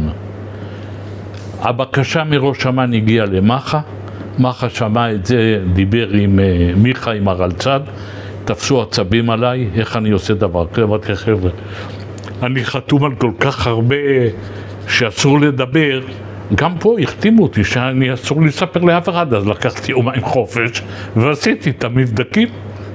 אבל אמרו לי, אף אחד לא יודע מזה, כי זה תפקיד, לא מדברים, אני לא מדבר. הוא שלח אליי את אלוף משנה אלכס אורלי, שהיה מפקד יחידת שליטה של חיל אוויר. הוא בא אליי עם מקל, הוא היה נכה מתאונת דרכים. הבולגרי הזה, הוא אומר לי, אתה לא מבין, הבולגרי כועס אליך, מיכה כהן, הרלצ"ד היה בולגרי, אתה לא מבין שהוא כועס. מה קרה? כי אני ישבתי ממש במטה ואני עובד כראש ענף. סליחה, ראש מדור, עוד לא הייתי ראש ענף. מה, אתה הולך לעזוב? אמרתי, מה, אני בוגד? אם אמן לוקח אותי לשנתיים בהשאלה, מה קרה? אז עוד שנתיים אני אחזור, לא, מישהו בורח? דווקא התאים לי, כולל תוכניות שרציתי את כל נושא, תכננתי את הניסויים עם האישה השנייה, אז זה די טעם לי. בקיצור, עברי הודיע לראש אמ"ן שלילי, לא משחררים את רכס, ואחרי חודש נהייתי ראש ענף. כי מיכה הרלצ"ד אמר לי, לקחתי אותך בתור ראש מדור רק שתיכנס לעבודת מטה, שזה לא עבודת שדה, זה עולם לכתוב מכתבים ולדעת עם מי מדברים, וגם פה עליתי על כל מיני מוקשים, כי היו לי קרבות עם רמ"ח תואר וכו'. בקיצור, מהר מאוד נהייתי ראש ענף מטוסים, מהחזקת מטוסים בלהק ציוד, התפקיד בחיים שלי. לא היה גוף אחד בחיל אוויר שלא היינו איתו בקשר. כל סוגי המטוסים. הייתי שותף לקליטת ה-F-16, קליטת הקוברות, מל"טים, נושא מטוסי תדלוק, עסקה שנייה של F-15. כל תחום שהיה תחת הכנפיים שנקרא מטוסים, היה בענף שלי, כולל התקציבים של הציוד, עם סגן אלוף אריה בת, שניהל את כל נושא התקציב של הציוד, שזה בעצם התקציב הכי גדול של חיל אוויר. ועבודות מטה מאוד רציניות, כולל תכנוני בניין לצד לעתיד וכולי. לא ניכנס לכל הסיפורים, כי אני אוכל לספר פה לפחות כמה שעות של מה שהיה. מאוד נהניתי מכל מה שעשיתי בתפקיד ראש ענף. התחלתי לקבל פניות מחברות, אזרחיות, שאם אני מוכן לעזוב, שאני גומר את התפקיד ולבוא אליהם. חיל אוויר עשה לי תוכנית ארוכת טווח לתפקידי אלוף משנה וכולי, אבל השיקול שלי היה להשתחרר. משתחרר בתיאום עם המפקדים שלי, שהודעתי שאני בוחר להשתחרר ולא להמשיך. הם די הופתעו, גם אני בעצמי הופתעתי שקיבלתי החלטה כזאת, אבל הייתי שלם. הייתי בדיוק בשלבים של מבחני כניסה לאוניברסיטת בר אילן, ואז ביקשתי מרמ"ח קצינים של חיל אוויר ומרלצ"ד וממח"א שאני מבקש חופשה ללא תשלום במקום הלימודים. הייתה אליי פנייה מתת אלוף רן פקר, זיכרונו לברכה, שהקים חברה וביקש שאני אצטרף אליו ואל גיורא אורן כשותף לחברה, חברת מורן אביאיישן.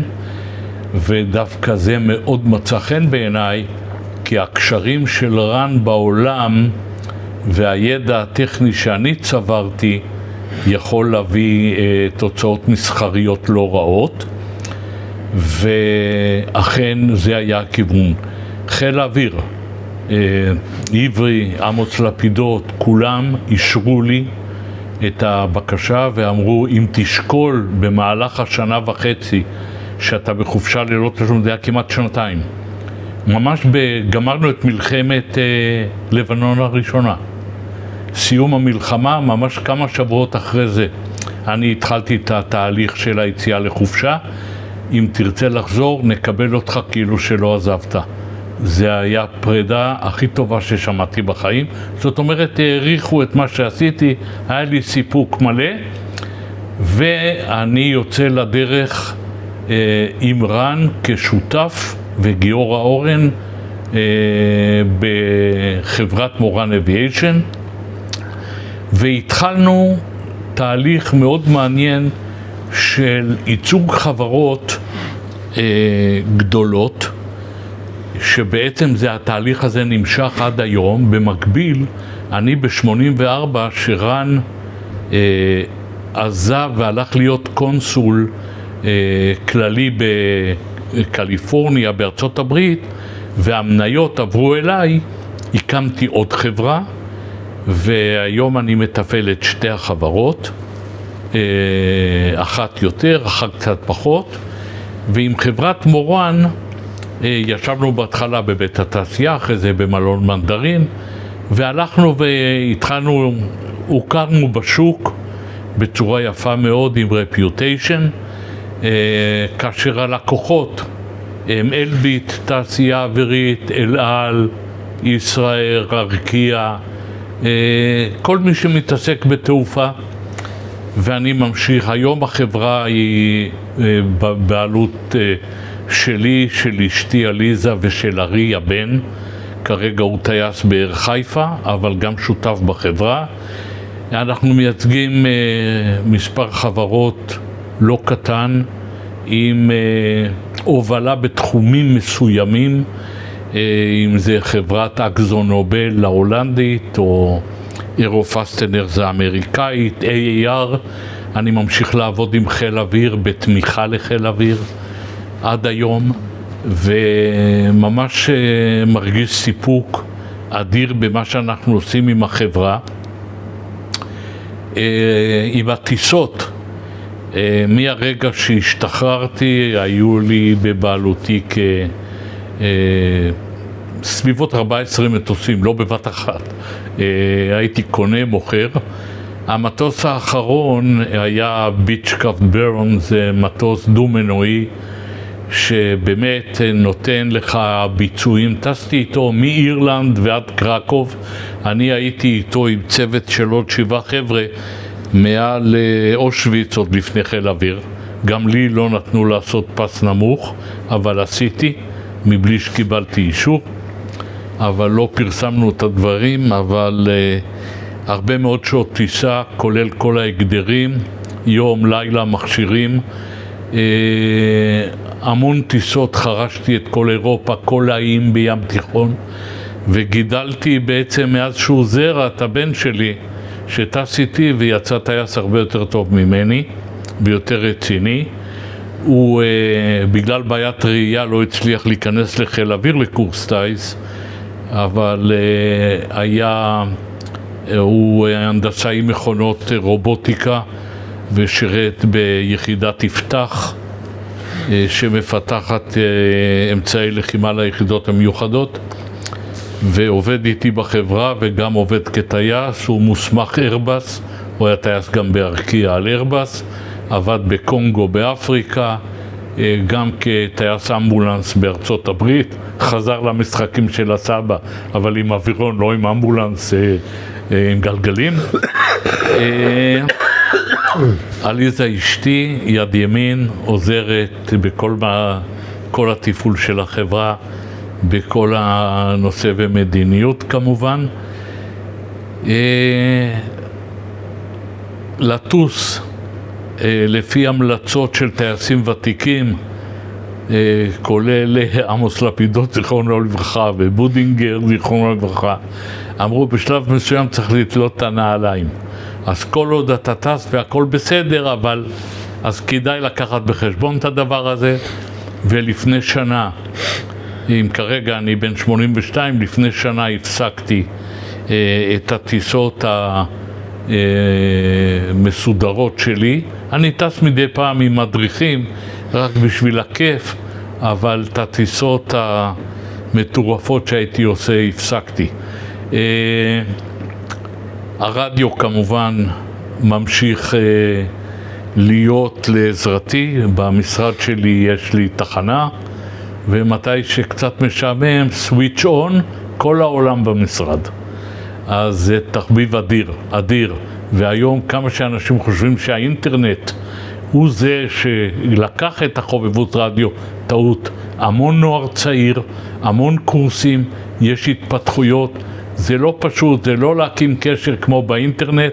אתה צריך להבין בהתפשטות גלים, בתנאי טרופופוזה שמשחקים עם הגובה והזוויות של השידור, ואיך לדבר עם מכשיר שאתה יכול להתחבר למצבר של אוטו, ובמקרי חירום זה בעצם התחנה באה לידי ביטוי. עזרנו להרבה אנשים, הרבה סיפורים, חלק מהם הכנסתי גם בספר שעודד מרום כתב, ואני סיפרתי על כמה אירועים שהיו, כולל עזרה לאנשים שנזקקו לעזרה רפואית. נכדתי באה יום אחד, שלי, וביקשה שאני אעזור לה בסיפורים על ההורים והסבא והסבתא שלי. שלחתי אותה ישר לאחותי רות, שהיא היום בת 94. אמרתי לה שהיא זוכרת הרבה יותר.